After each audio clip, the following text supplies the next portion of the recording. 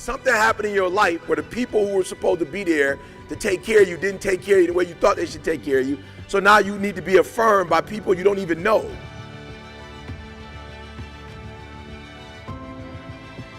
I'm watching Serena play. That's purely, other than the fact that I'm gonna take some of the content and use it, to speak, that's purely entertainment. I'm just watching her do what she do. That's pure entertainment. And so for some of you, when you listen to motivation, you're not using it to fuel you. You feel me? Like, you need to use it to fuel you. So let's just say you can do real estate and you're scared. Like, you should be listening to specific stuff that's gonna tell you, don't be afraid, take risk. You know what I'm saying? Like, we put stuff out, but we're putting it out because that's what we do. We just put stuff out. But you gotta get a catalog and say, all right, I'm fearful, or I don't got that dog. And if you're doing business, you gotta have that dog. So you just gotta listen to a whole bunch of stuff. I see people walk around with the t-shirts. You gotta look yourself in the mirror. I got that dog. Like, whatever it is you need, then when you get books, I'm tired of people keeping up with the Joneses now. Like, yo, what book you read? For what? Wait, it's like you telling me what book you read. For what? Like, just so you can sound deep? You're not doing nothing with the information. You feel me? Like, you just trying to be like in conversation, like drinking coffee and say, oh yeah, I read Grit. I read Grit. Grit was phenomenal. But you don't got no more grit.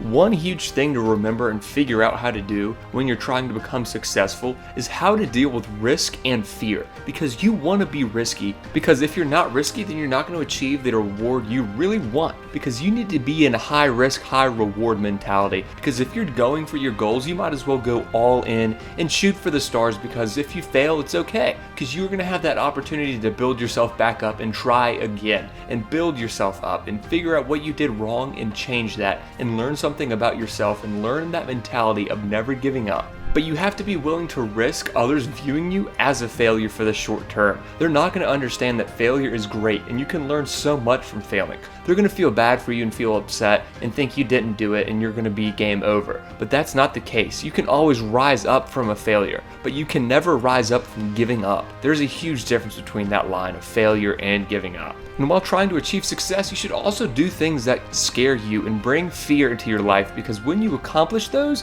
you'll be able to grow and you'll be able to see yourself learn and grow and mature so much from those tasks that make you scared. Because once you conquer your fears, anything is possible and it's game over for all your competitors, because you're going to have that knowledge and that intel and that passion to go do anything that you truly want.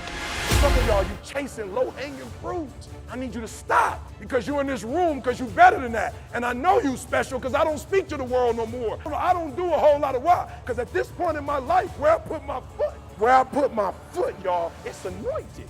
And whatever I touch is gonna be blessed. So I don't put my foot just anywhere. I want to show y'all something real quick. That's good, Kendall. Real quick, I want to show y'all what happens if you get the legendary status and you're not going for low-hanging fruit. We had an event in Chicago called Triple Double. We were blessed because relationship ETA has with the world. The people at the YMCA, this is a brand new facility. This is where the Olympians, LeBron James, KD, Dwayne Wade, this is where they practice. They made a phone call and said, E.T., you got it. You only got one challenge. If we give it to you, the hundreds of kids that we have, they're gonna have to go outside and play. I was like, we good. It was like, but if it rains, those kids gonna have to come back inside. And I'm not really sure what. I was like, no problem whatsoever, let's go. So, boom. All right, now you gotta do me a favor, because you just said it like you work a 9 to 5. And he's like, it's wired differently. All right, I'm gonna show you. Listen to me, a true hunter, watch me. A true hunter is wired differently. He's wired differently. Doesn't have the same makeup. Listen to me, what makes a gazelle is how he's wired. What makes a lion a lion, okay, let me explain to you. When a lion sees a gazelle and the gazelle sees the lion, both beasts see each other at the exact same time. When the gazelle sees the lion, because of how he's wired, he automatically, fear takes over. Oh, I'm wired differently. I didn't start crying. I didn't say, why me? Why my wife? I'm doing good to the world. I'm not hurting anybody. Why me? I'm wired differently. A t-shirt came from it. A video came from it that has over 1 million hits that inspired people called what? I can, I will, I must. Turn it into a t-shirt. We turn tragedy into triumph. That's what lions do. Lions don't cry. Lions don't give up. Lions don't quit. Lions hunt. That's what we do for a living. Fear is of the devil.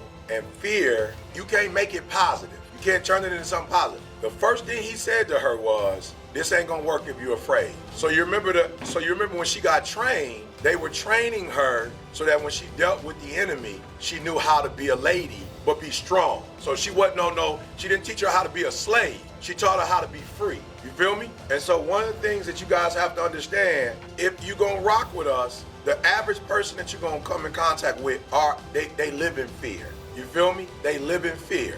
And here's what I try to teach people. As much as you want to be whatever you want to be, if you are a 5, you can't lead me if you're a 5 and I'm a 10. You can't lead me. If I'm a 10 and you're a 5, you can't lead me. Now you could probably try to lead me, but you can't, and I'm gonna snip you out in a matter of days, weeks, that you ain't on my level.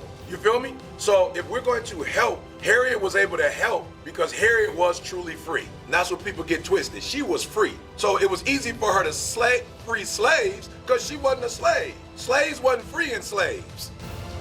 Thank you all so much for watching this video. If you haven't already, please go ahead and like the video, go ahead and subscribe to the channel if you're new, and let us know what you thought down in the comment section below.